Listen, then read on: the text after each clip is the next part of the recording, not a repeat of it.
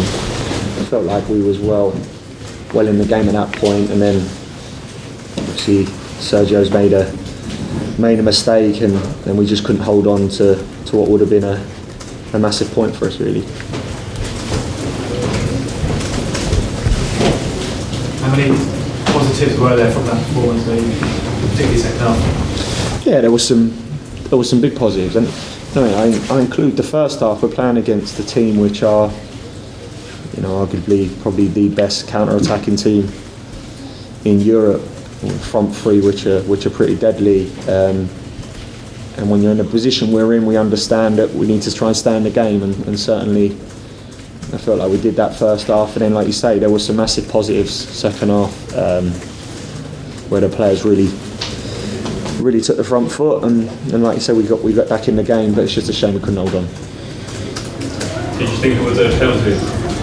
Yeah, I've obviously seen it back, and you often see it that individuals or personnel make mistakes, and when it's happening that quick in a football match, 9 times out of 10 you don't think rationally. In milliseconds you make a mistake and you want to put amends to it. Sergio wants to put amends, and like I said, 9 times out of 10 you normally end up committing a foul, and obviously when it's a keeper, it's in the box, it ends up being a penalty. So disappointing.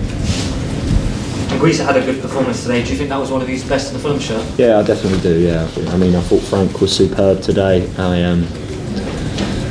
He's had a difficult time, obviously coming in, a big transfer fee, probably getting up to speed with the league's been difficult at times, and I think anyone in his position, you look at all the top teams, whether it's Man United with a Fred or a Liverpool with Fabinho early on in the season, they're not playing too much because they're trying to get up to the pace of the Premier League.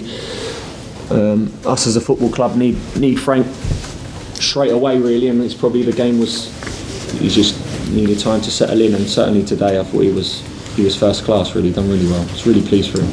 That's your third game now, it's 3 defeats. You've mentioned you wanted the job at the end of the season. Do you think you're going to need to win a couple of games at least between now and then to get it? Well, listen, I understand that in this position I'm in, my main focus is putting the team and seeing improvements. At the same time, I understand that it's about results, really. So, of course, I want results more than anyone, really. Do I see an improvement in the players? For sure I do. The reality is we need to try and fight and get some results.